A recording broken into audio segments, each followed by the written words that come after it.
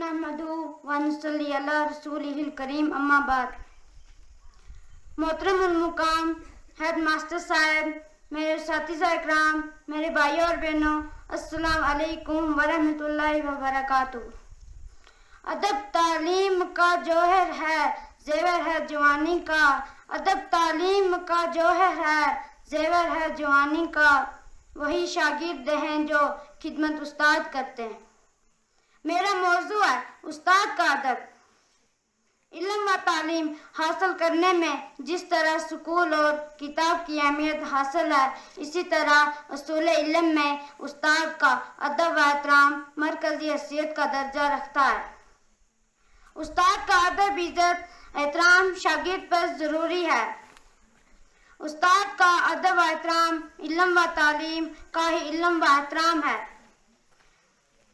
अदब व एहतराम के बगैर इल्म तो शायद हासिल हो जाए, मगर फैज़ान इल्म हासिल नहीं होती।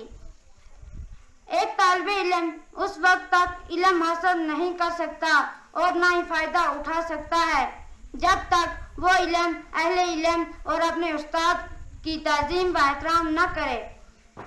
दुनिया में सबसे पाकीज़ा रिश्ता उस्ताद और शागिर्द का रिश्ता है।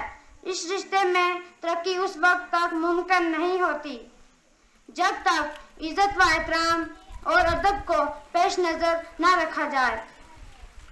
किसी अरबी शायर ने क्या खूब कहा है, जिसने जो कुछ पाया अदब व एहतराम की वजह से पाया। जिसने जो कुछ पाया अदब व एहतराम की वजह से पाया, और जिसने जो कुछ खोया वो अदब व एहतराम न करने की वजह से ही खोया।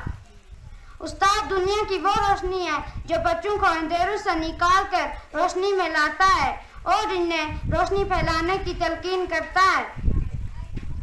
दुनिया में हर वो इंसान यकीनन कामयाब है जिसने उस्ताद की इज्जत की, उस्ताद का एहतराम किया, उस्ताद का अदब किया।